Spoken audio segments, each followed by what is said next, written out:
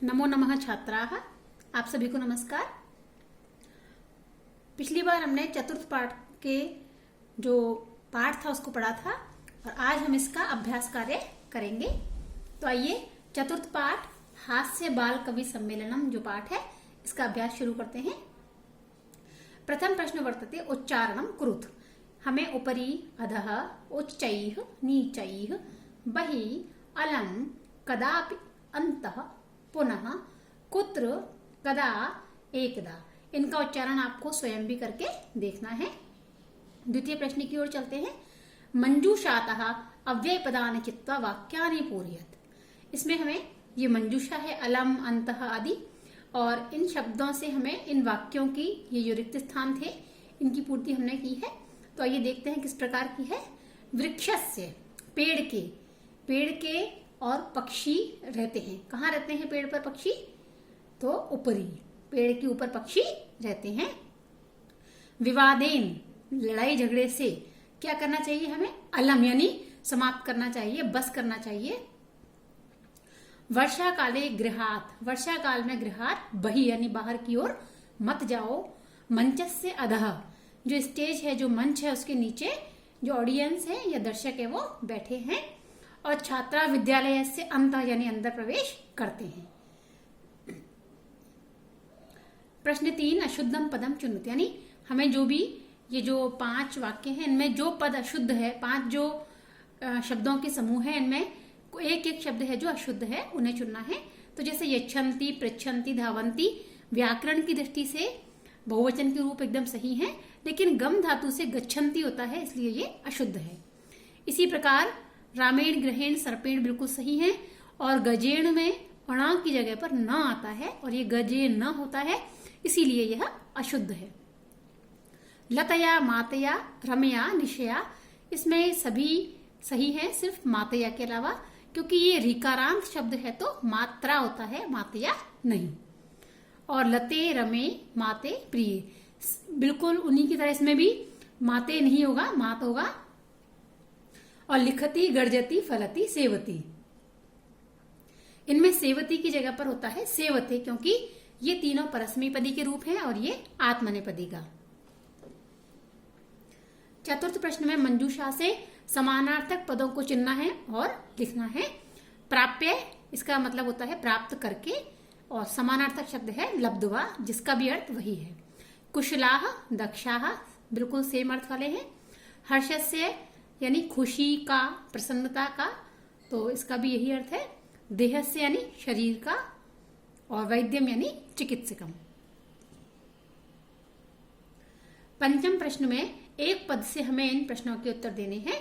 तो पहला है मंच पर कितने बाल कवि बैठे हुए हैं? तो उत्तर है 4। के कोलाहलम कुर्वन्ति श्रोतारः। गजाधरः कम उद्देश्य काव्यम प्रस्तौति। गजाधर किसके बारे में काव्य प्रस्तुत करता है?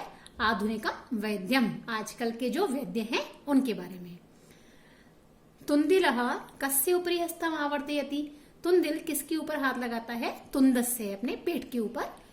और लोक में यानी संसार में पुनः पुनः क्या कानि भवन्ति, यानी क्या चीज हमें मिल सकती है? तो पाठ के आधार पर इसका उत्तर है शरीराणि। किम कृत्वा घृतम पीबेत, क्या करके हमें घी पीना चाहिए? तो चार्वाक ने क्या कहा था? ऋणम कृत्वा घृतम पीबेत, अर्थात उधार लेकर घी पियो तो ऋणम। छठे प्रश्न में एक कथा है और इसमें रिक्त स्थान है। ये मंजूषा के कुछ शब्द हैं और इन शब्दों से हमें इस कथा की पूर्ति करनी है। हिंदी में अर्थ के साथ में आपको कथा बताती हूँ। पहले समय में एक राजा के एक प्रिय वानर था। पहले में प्रिय, एकदा निरपः यानी एक बार राजा सुप्तः आसीत्, सो रहा था। वानरः व्यजनेन, जो वानर था वो किससे हवा कर रखा था? उसको पंखे से। अवीज्यत यानी हवा कर रहा था। तदैव एका मक्षिका, तभी एक मक्खी नृपस्य नासिकायाम उपाविशत, राजा की नाक पर बैठ गई। यद्यपि वानरः वारं वारं, हालांकि जो बंदर था वो बार बार व्यजनेन ताम निवारयति स्म, पंखे से उसको दूर कर रहा था। तथापि सा पुनः पुनः, फिर भी वो बार बार नृपस्य नासिकायामेव, नासिकायामेव यानी नाक पर ही उपविशति स्म, बैठ रही थी। अन्ते सह मक्षिकाम हंतुम खड्गेन प्रहारम अकरोत्, अंत में परेशान होकर उस बंदर ने मक्खी को मारने के लिए खड्गेन यानी तलवार से प्रहार कर दिया। मक्षिका तो उड्डीय दूरम गता, मक्खी तोड़कर दूर चली गई। किंतु लेकिन खड्ग प्रहारेण, तलवार के प्रहार से नृपस्य नासिका छिन्ना अभवत्, राजा की जो नाक थी वो छिन्ना यानी टूट गई, छिन्न हो गई, भग्न हो गई। और अतएव उच्यते, इसीलिए कहा जाता है मूर्ख जनैः सह मित्रता अनोचिता, यानी मूर्ख लोगों के साथ दोस्ती भी नहीं करनी चाहिए, क्योंकि वो हमारा ही, अपने मित्र का ही नुकसान कर देते हैं। तो हमें इस कहानी से शिक्षा भी ग्रहण करनी है। ये कथा का ही चित्र है। और अंतिम प्रश्न है, विलोम पदों को जोड़ना है।